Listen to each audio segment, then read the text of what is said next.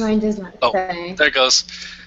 Hello, and welcome to the Comic Book Communicast, the official podcast of the Google Plus comic book community. This is issue number 44 for the week of August 6, 2014. I'm Justin Beeson. I'm joined by co-host Sarah Evans. Hi.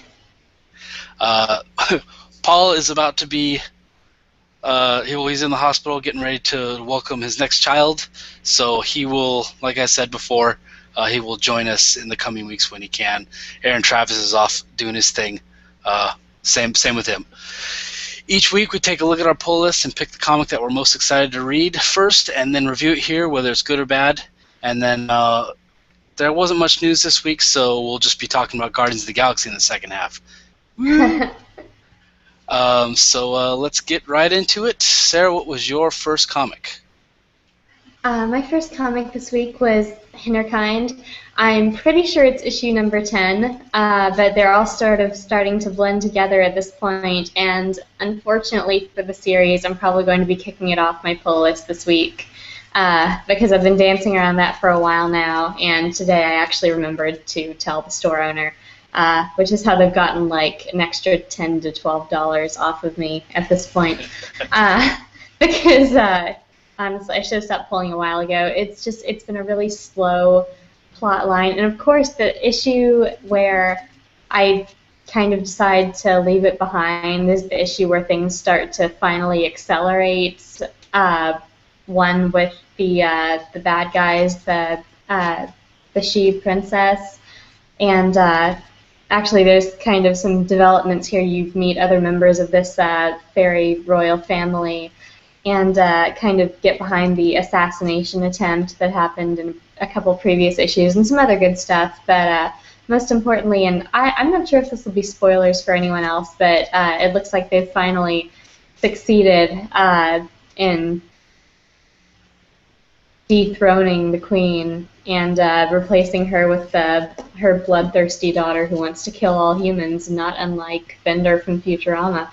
So it looks like, the heroine finally does something in this issue as well, I suppose, but she continues to only survive the mythical creatures that are trying to kill her and everyone like her by hanging out with people who actually know what they're doing, because she has yet another scene where she kills someone and she freaks out and she has to sit down and cry for a second and have her companions tell her to pull it together. And I'm like, this was cute for a couple issues, but it's time that the heroined up and actually accomplished something. So despite the movements forward in the evil fairy royalty plot line at long last, I continue to not care what really happens to this girl, and it looks like that'll be it for Hinterkind for me.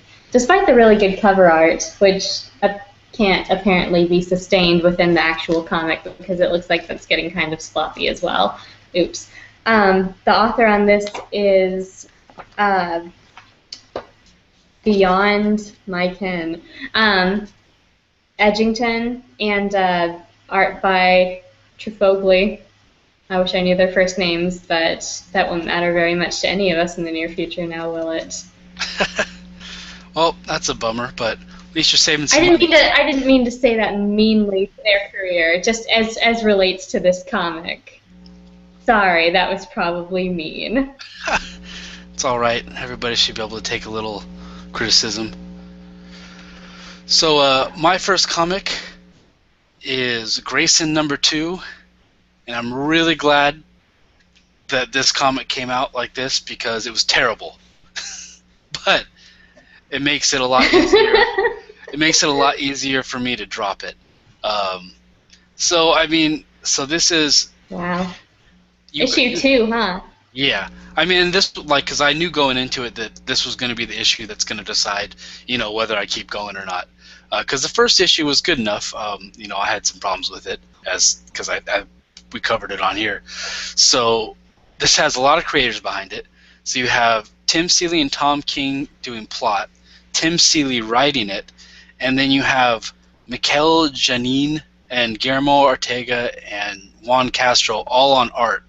It doesn't exactly say like what they're doing, whether some of them are inking, pencils, whatever. But there's definitely a shift in art like halfway through, which I'll get to. Um, and yeah, so you got them back. You got Grayson on another mission. But like the framing of the issue is him talking to Batman. Now, their last interaction in Nightwing number 30 was them beating the crap out of each other, and then Dick Grayson grudgingly taking this mission, to go off undercover and Spiral. And in this one, he's talking to them on the phone. They're being all, buddy-buddy and reminiscing about past times. It's like, okay, guys, what happened to that whole dynamic that they were going through? So that was weird. And basically so Tim Seeley, I believe, comes from a novel writing background, and it's been he hasn't really gotten too wordy before, but this issue is just word bubble after word bubble after word bubble, and after like the non-stop action of the first issue, this one is just it's harsh. There's a lot of talking and a lot of just super wordy. I mean, like Alan Moore levels of wordiness, and it's just all like just little details. He's trying to be all like have like the spy talk and talking about every little computer detail and technicality of whatever they're talking about, and it's too much. It's like I actually had to put the book down a couple of times because my eyes were just glazing over. So yeah, not great. The art in the beginning was good, and I have a feeling like halfway through, like that's when the artist changed, because like the faces start to lose detail, and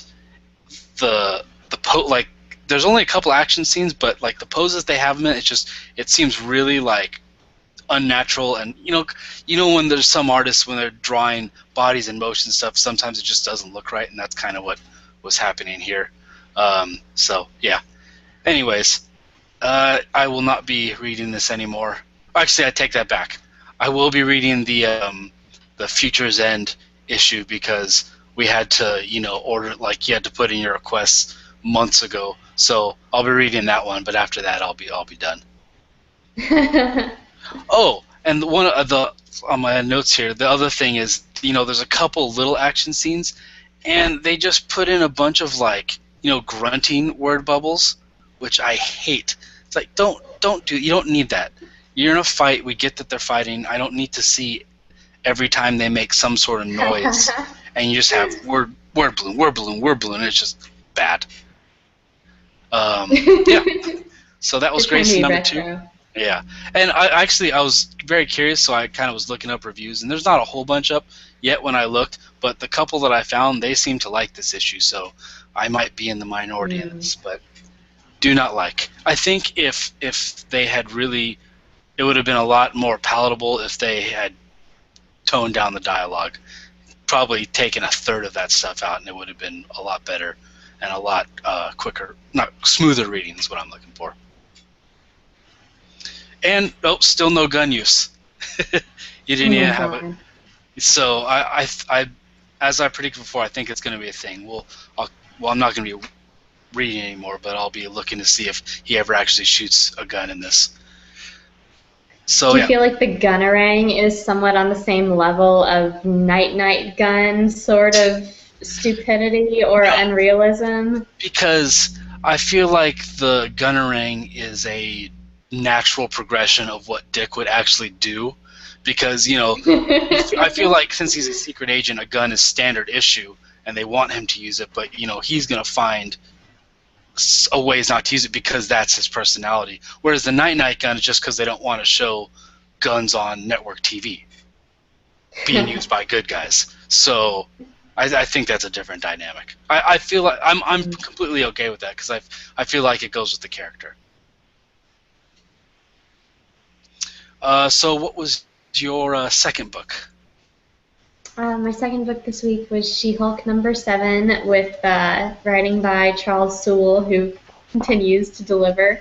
And I had the art page up a second ago. Art by Javier Pulido, whose name I just had difficulty pronouncing off air. But the art is quality as always, so, that was great. I really... I've been enjoying this series, maybe not so much to the point where I'm going to keep pulling it, just because it's one of those things where it's like, for some reason, I like it all right, but I think I'd be fine not reading it as well, and it's never one of the things that I'm really excited to see in my inbox, which, I mean, that is unfortunate for me because I really, really, really want to really, really, really like this series because I always loved the idea of She-Hulk and the one or two things that I read her in. And I'm not sure whether it's the fact that Charles Soule actually is a lawyer or has legal experience, or just the fact that, I mean, the series is very word heavy, which is great for the credibility, but it seems like every issue is a one-shot issue, and usually they lead into the next one, but there hasn't been much of a long-standing plot yet, so it's more like light, fluffy entertainment as opposed to something that I'm actually invested in. So I'm going to see how it goes for the next couple issues. I did really like the tie-in for the next issue at the end of this one because they do a really cool thing where on the first page with the art they have a little statue model of Captain America, Steve Rogers' Captain America, blown up really big in an iconic pose. And then on the last page they have Steve Rogers himself, aged, of course, in comics continuity right now, standing heroically in a similar pose, waiting to come in and talk to them. And it's pretty cool. And since I haven't seen much else of the Cap turnover in the Marvel Universe, aside from what's been publicized, I may keep pulling these next couple issues, you know, just to see what Steve is like now that he is going through this. It seems really cool. This issue was good, though, because he was a Hank Pym crossover issue, and he's another superhero that I know next to nothing about, except he was described by my wife's comic store proprietor as probably one of the least liked characters in comics. And I know a great deal of that is due to Millar and what he decided to do to the character in his own gratuitous and inimitable style once upon a time. Fortunately, the character seems, I mean, really palatable in this issue. I'm more used to Scott Lang and Cassie Lang and that side of the Ant-Man legend as opposed to Hank Pym, but I know he's more iconic as well. But it was another, you know, cute issue. It was a one-shot. They all shrunk. They fought some ants. They got kidnapped by a sparrow. It was all good. It was pretty funny, actually. But, yeah, it was... I would recommend it. I would. At this point, I still would. Especially if you like chatty comic books with superheroes who actually work together. Because that's something that I really miss from X Factor, and I think that's why it's kind of making me, I don't know, more lenient towards this book, even though, in my opinion, X Factor was a lot more entertaining just because of the personalities involved. But, yeah. Cool. Yeah, this was one of the books that I had to kind of cut out for. It was just kind of on the periphery. I liked it, but it wasn't like I didn't love it. So, but I'm gonna pick the back up. It's one of those books, and I'm gonna go back. Like when they come out with the trade, I'll pick it up and catch up with it because I really liked it, and I liked Soule's portrayal of like all the law and stuff. I enjoy it. Yeah, it's great. You can't fault it for facts. So my second comic is Moon Knight #6. This is the last issue of the Warren Ellis and Declan Shelvey run of the book. And it was a really fitting ending to their run. I kind of wanted like a big wrap-up issue, and it wasn't that, but that's because their run has been just kind of small little stories. They've all been one-shots. Moon Knight sees a problem and he's working with the cops, and he goes in and fixes it. And that's been every issue. And so this was a good ending to it. Basically, what happens is there's a cop on the force that doesn't like Moon Knight and kind of gets jealous of him, so he decides to start looking into his past and try and dig stuff up from people that he's been associated with. Can't find anything, so he decides that he wants the prestige of, like, he's just, like I said, he's jealous of him. So he decides to become Black Spectre, who is one of Moon Knight's enemies in the past, and try and take him out and replace him. Obviously, that doesn't happen. Moon Knight kicks his butt and then kind of delivers this monologue at the end of like, I don't want to say it is because it's really good. It's short, but it's nice and it kind of gives Moon Knight's how do you say it, modus operandi, however you pronounce that, like his MO, and it just perfectly sums up the character and what they did with the run, and then he just kicks his butt and leaves him beaten up on the floor and walks away. And it's really good. I'm really bummed that this team isn't continuing, but from what I gather, that's kind of what Warren Ellis does. He gets an idea, he drops in for a few issues on a superhero comic, and then leaves. I will not be continuing with this because Brian Wood's taking it over, and Brian Wood, drama aside, I just really don't like his writing, so I will enjoy it for what it is, and I would definitely recommend anybody pick any of these up. They're just really good, one-and-done kind of detective fixer stories, and it's a really, I don't know, it's a really cool take on the character. And yeah, I'm bummed that it ended. So that was our comics. Did you pull anything else this week, Sarah? Not much. Michelle had Miles Morales' Ultimate Spider-Man in her pull box, so I'm probably going to be reading that. Picked up issue 2 of Rocket Raccoon just in case it turns out to be entertaining. Was it you who covered the first one? Oh yeah, I haven't read the second one yet, but the first one was amazing. Okay. Well, I mean, I'm sure I'm one of the people who they're targeting with releasing this series right at this time, who knows nothing about the character, who just kind of was curious about it from the movie. So hopefully it'll stick and be good. And I think that's it. Cool. How about you? I pulled quite a few, but the ones that I'm really looking forward to, we get a triple dose of Superman Doomed this week.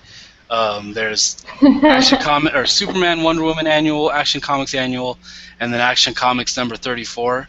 I haven't had anything in a couple weeks, so I think, I don't know, whatever happened with the scheduling, they just all dumped it once. But it kind of like, that's a lot of Doom. Yeah, but I don't mind it because I'm really liking the storyline crossover, whatever. This is probably the first New 52 event that I have completely not loved, but I'm really enjoying it. And yeah, this is the first one, and it's kind of gone under the radar. It's huge, and I don't hear a lot of people talking about it, but it's really good. At this point, it's quite a bit to catch up, so you may want to wait for the trades if anybody's thinking about jumping in. But it's been really good. Iron Fist number 5. I've talked about this book before. It's amazing. It's like an old kung fu movie. Rocket Raccoon number 2. Batman Eternal number 18, which apparently they were. You say you forgot to pick it up, or yeah, they were out? No, I'm sure they had them. I just did the thing where I went to 2 comic stores and both times forgot to pick up the issue, and that's why pull boxes are a beautiful thing. It was good. The art was a little funky. The artist, I can't think of his name off the top of my head, but Dustin Nguyen? No. I love the Dustin Nguyen issues. This artist, or actually, where is it? Something Clark. I think it's Andy Clark or something Clark. Anyways, he uses a lot of cross-hatching, which I really don't like, and I don't think has a real strong place in modern comics unless you're doing like a black and white comic. So I'm just not a fan of that style. And the coloring by Blonde was super uneven. I don't know like what you call it when you go from like a lighter color to a darker version of the color, like a gradient shift. Yeah, like the blending or whatever is real like harsh. So if you like, it's like kind of you see like a low quality JPEG image where there's banding on the image. That's kind of like what the art was like, and it's just not great. But the story is still really good. So obviously I'm going to keep pulling it because I'm really liking the story.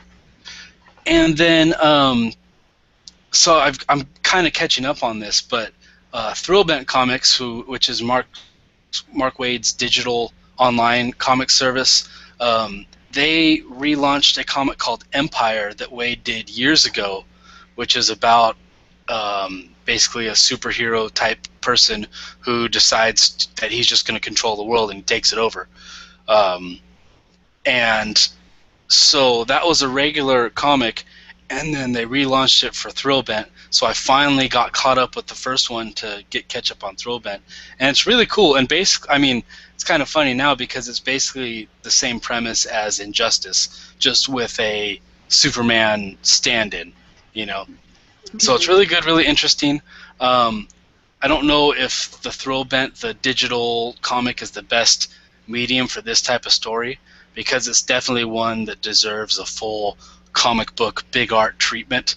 But it's still good, and it's definitely entertaining. By the way, if you guys haven't looked at Thrillbent, it's $4 a month for, I mean, they have like, at any given time, they usually have like 4 or 5 ongoing comics, and they're mostly all really good, so I definitely recommend checking it out. So yeah, those were my other books this week. There wasn't much news, mostly because of Comic-Con, but that works out because Guardians of the Galaxy came out, and we need to talk about it because it was awesome. Or at least I thought it was awesome. A couple things off the bat. It made $94 million domestic opening weekend, which basically obliterated August sales numbers, because August is usually an off month for movies. They usually, August is the month that they dump the big action movies that they know are going to suck. So that was significant. The other big data point or whatever is that 44 or whatever thing they used to pull up, 44% of those who went to the movie were female, which is pretty significant for a Marvel action movie, or any action movie really. So yeah, I loved it. Sarah, what did you think about it? I thought it was hilarious. I thought it was a very, very good movie. It was like the entire time you were in the theater, it was like moment after moment. The writing was really good, except for just like 1 or 2 little nitpicky scenes that I'm sure the internet has hashed out thoroughly by now. But the characterization was good. I loved the interaction. I mean, it's another one of the movies, it's kind of Avenger-esque in the sense that you throw all these personalities together that have no business working together, much less getting along as friends and teammates. And it's beautiful. It's just like this catalyst of personalities feeding off of each other, and it was really entertaining. Yeah, I mean, I basically felt the same way. I've seen, I mean, there's been a ton of movies analyzing everything about it, but I really feel like this is the new Star Wars. This movie right here, it has the potential to pull in everybody. It's got all that space action, space opera stuff, and it was really funny. I mean, besides the opening, but then also juxtaposed against, you start the movie off with this tragic opening scene, which I think was pretty brave. You're starting off this summer blockbuster with something out of, Up. Not gonna lie, I was falling into my popcorn, shoulders heaving, noisy sobbing. Michelle had to take a second and make sure everything was cool. It was ridiculous, massive theater sobbing, not a dry eye in the house. Yeah, and that they managed to do that, in 10 minutes of these people who you don't know who they are yet. They just introduced it. That was amazing. And then switch right to Chris Pratt putting on his sweet soundtrack that everybody's been talking about, and dancing into this amazing soundtrack in this movie. Yeah. And then there's a lot of dancing in this movie, so he's dancing into the cave and kicking space rodents, and then using one of them as a microphone. It was just wonderful. I completely forgot about that. Oh, that was great. That was actually probably my favorite scene in the movie. I mean, there's a lot of them, but that was probably my favorite part. And then the part that you mentioned, which or when you part like people, the writing issues, I didn't even notice it. Like it just didn't register. So I assume one of the things you're talking about is Drax when he's That one scene. right where he calls Gamora a whore, and Right, and he's completely literal. yeah, and That should not have flown. no, and I mean I read after I was like, wow, that was just really sloppy. Going for that cheap, Yeah. easy joke didn't need to be there.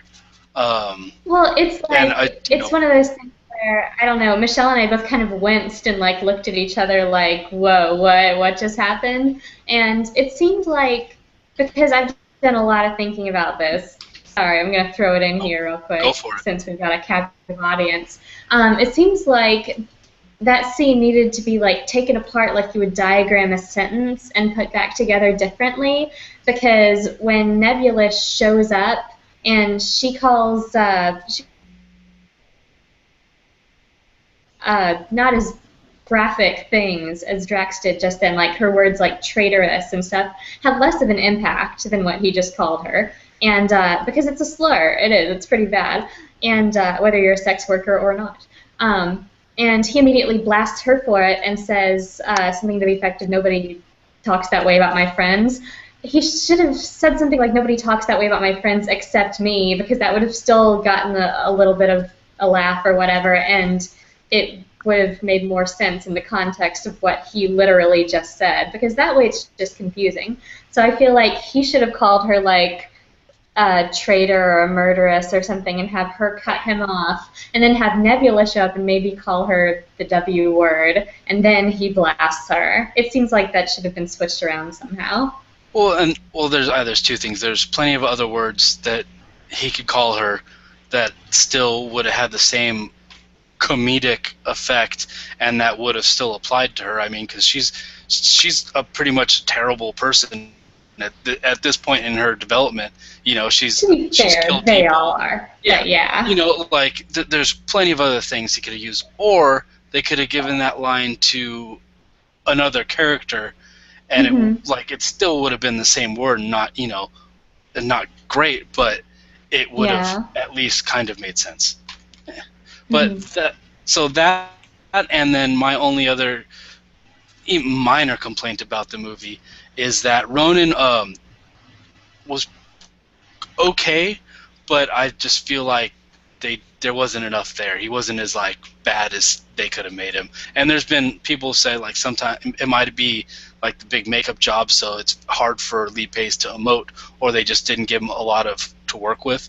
And he was still cool. Just there's been some other villains that have been better.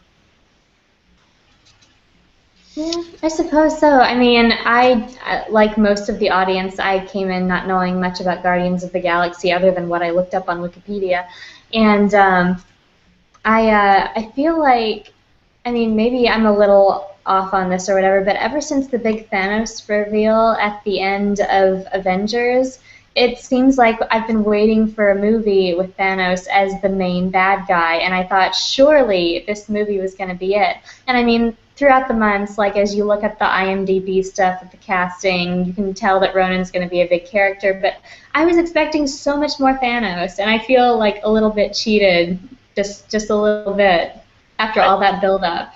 I actually kind of liked it because they're kind of doing the Emperor Palpatine thing with him, and he's just going to be behind the scenes pulling the strings, but it's just going to make the payoff when it does happen all the more better. And I mean, pretty much everyone at this point is predicting Avengers 3 is going to be Thanos Infinity Gauntlet. So I'm okay with that because I think the payoff is going to be worth it once that reveal is finally here.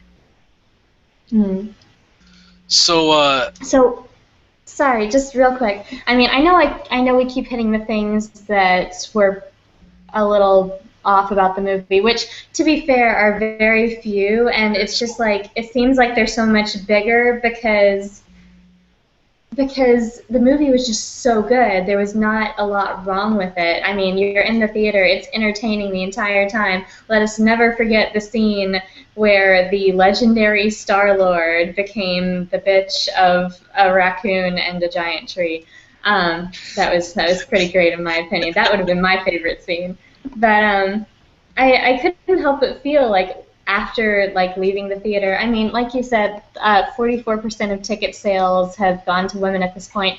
By this time, I mean, with the Marvel Cinematic Universe, people know it's going to be good. I mean, Disney's money is financing it, and they've built a solid universe with the first set of movies, and people have certain expectations. So even people who have no experience with comics prior to this, which is a shrinking number based on previous movies, because everybody's dipped their foot in at some point. Like, even if it's just like, oh, my son likes Iron Man, so I know this and this, or, you know, I'm an 11-year-old girl, I think Black Widow's cool, so I know this and this and this about her. It seems like in a world where more and more theater goers are female, this movie was not a really great movie for women, because what's missing, I mean, basically you have Zoe Saldana as the only relatable female character in the movie, and it made me roll my eyes a little bit that they're constantly shoving her at Star-Lord, like every single scene. Like, now he's going to save her life at the risk of his own, isn't it romantic? And they're going to fall on the floor with him like between her legs, and she's kind of like gasp his name, and I'm like, okay, guys, calm down. We get it. He's the only cute guy on the team. She's the only cute girl on the team. It's going to happen, whatever. But it was just nonstop. And even though they never really concretely got together at the end, even though there wasn't really a kiss or whatever, it seemed a little forced, and she's the only relatable female character in the movie because Nebula is evil, and besides that you have the slave girl who is abused and then dies horribly, and the governor of the Xanthians, or whoever she is, who literally does nothing. So, I mean, those are some of the female characters in the movie. Zoe Saldana is the only heroic one, and she's constantly relegated to the role of romantic interest. Zoe Saldana in a lot of other sci-fi movies where she's the only female. So, I don't know. I feel like that could have used some improvement. Yeah, definitely. The funny part is in the comics, she's in the current run and Bendis's run, she's a very strong character. In the first few issues, because Tony Stark joins the team, they hook up, but Gamora just uses him and like dismisses him, like, see you later. And then I've seen that panel. That was hilarious. And then you get the interaction of Rocket telling Tony, "I told you so." So there's definitely room to grow there, and I mean, it's going to be up to the individual filmmakers to do that. It sounds like, because Kevin Feige is not on board. He keeps getting asked about, like, when's there going to be a female-led Marvel movie. It's like, oh, we got a lot on our plate right now, and no. I think everybody is ready, more than ready for that. I mean, obviously, we're in a little bit of a bubble because, if you're online and in the comics community, obviously it's a little bit of an echo chamber. But I think I see at least once a week people screaming for a Captain Marvel movie with Katie Sackhoff in the lead role. And that would be awesome. And I mean, not to mention that, why is there not a Black Widow movie? You have one of the biggest female actors in Hollywood, and who just opened up a movie where she leads, and it crushed Hercules. It did really well. So yeah, it needs to happen. I have a feeling that they're going to change. Slow. You just froze. Oh, okay. Where did I freeze? No, now, sorry, all of a sudden I can hear you again. Sorry. Okay. Anyways, Scarlett Johansson just opened up Lucy, and it did really well. I think if you have that attached to a Marvel movie, people will see it. As this movie is proven, if you have a Marvel movie, because now it's like they're the brand, and that brand sells movies now, and if you market it right, you'll have a hit pretty much no matter what. So yeah, it's time, and I think they'll change their tune fairly soon here, because at some point it's just going to get to be too much, and Marvel's not dumb, so hopefully that changes. Anything else Fingers crossed. from this particular movie? I mean, like, for me, like, there was a lot of little moments that I loved, and a lot of it had to do with Groot. I mean, you Oh had yeah. the baby Groot at the end, you had the Groot Oh. Firefly scene. Actually, Oh my pretty much any gosh. scene that Groot Groot is in, stole the yeah, movie. definitely. How do you do that? How do you even do that? That's just how. I mean, this writing was fantastic. As far as his involvement in it, I believe Vin Diesel was really good in this movie, surprisingly for a CG tree alien. I mean, him and Rocket, they literally stole the movie, and I feel like that was the biggest question going in. Like, how are they going to pull off a movie where 40% of the major casting is a giant tree with a 3-word vocabulary and a talking raccoon, and nobody knows anything about either of them. And it was just so epic. Oh my gosh, Groot is the biggest sweetheart. Instant love. Yeah, I kind of had faith that it would be kind of great, because Vin Diesel was the Iron Giant as well. So he has experience with few lines and voicing just sounds and stuff. But yeah, really great. So now that Guardians is out, what would you consider your top 3 Marvel movies now? I was hoping that we'd get to that. It's really, really tough, honestly. I still think Avengers might be the best superhero movie, just definitively, with all the checks in the boxes and for overall entertainment value for the movies that were out at that time. Yeah, Avengers is definitely still the top of the list for me. Maybe followed by Captain America 2 and the first Thor movie, which were just very good in my opinion and very enjoyable. And I'd probably you can't really rank them vertically. It has to be more of like a pyramid, in my opinion. But I would put Guardians of the Galaxy right below maybe Thor and Cap 2, just because like it had a few things that I would like to see and didn't, and I feel like the big things for me were like the lack of Thanos, the lack of female characters who were relatable to a modern audience, and just a couple other things. But maybe the overall composition. I don't know. I loved it. I enjoyed the heck out of it. But I feel like, yeah, it's probably hovering around Thor 2. Gotcha.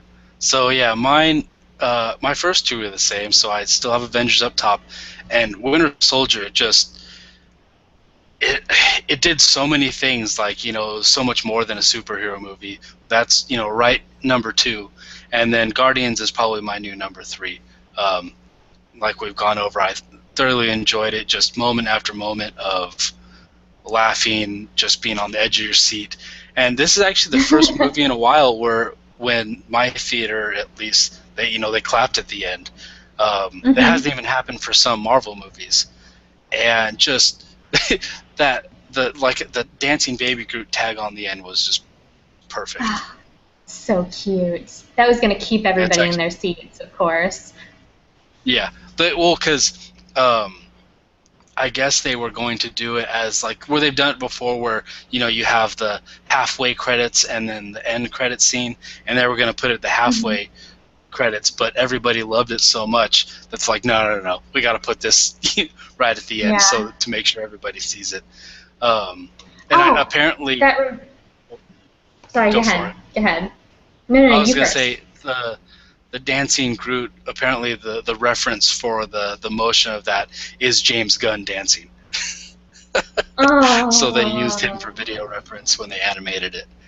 Go ahead. so cute. Oh my gosh. I can't deal with that scene. It's so cute. Especially with Drax like keeping almost catching him. Oh my gosh, it's adorable. But no, the one other thing that oh no, did I just lose it again?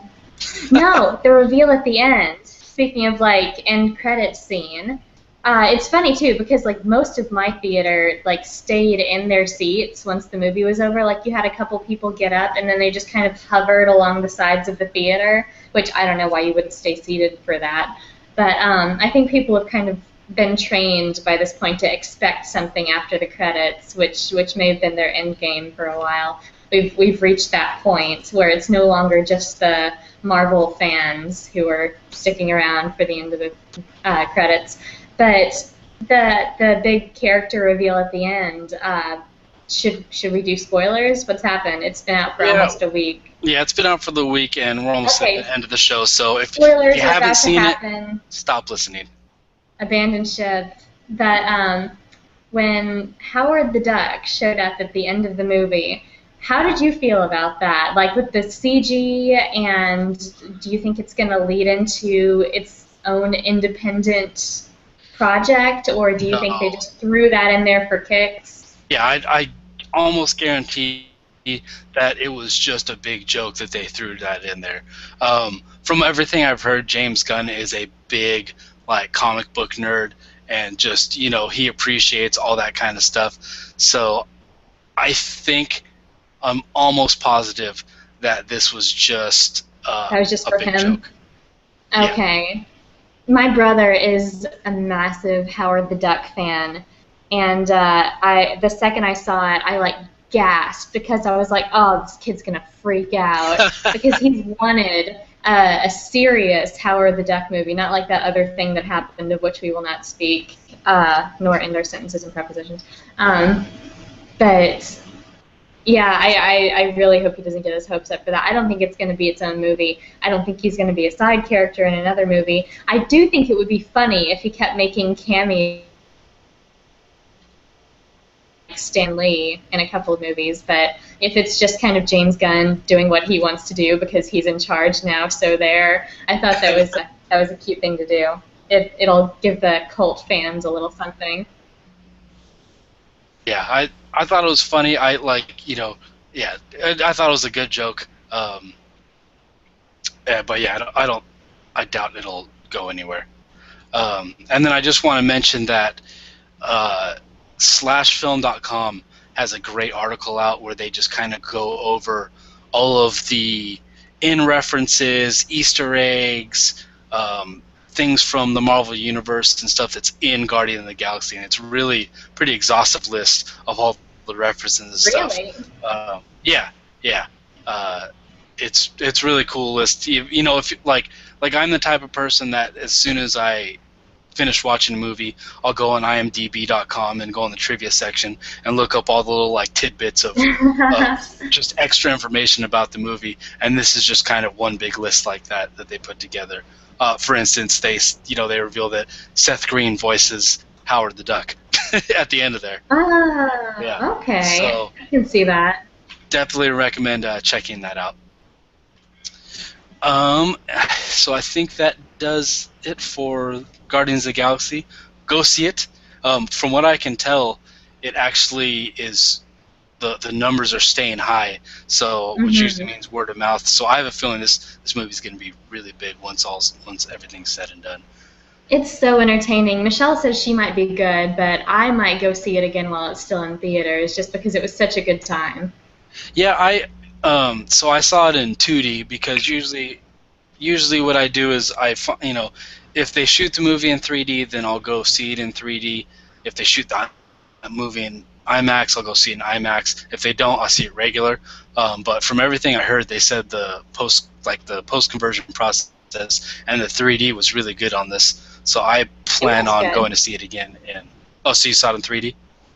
Yeah, and usually, I mean, maybe it's because I have bad eyesight, but I don't really care if I see it in 2D or 3D because it's not that much of a difference to me. But it was good. Like you could tell without it being cheesy. It was a good delivery. Cool. Yeah. So I plan on going back and seeing it like that. So I think that about does it. Unless you have any other items to add. I don't think so. All right.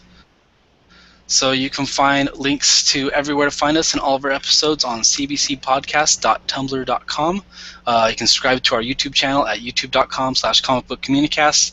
And we have the audio version that's up on iTunes and also on RSS for the other podcast apps that you can find on our website. We also appreciate any shares, likes, plus ones, tweets, whatever on social networks. Spread the word. And yep, that about does it for us. Thank you, and have a good night. Night.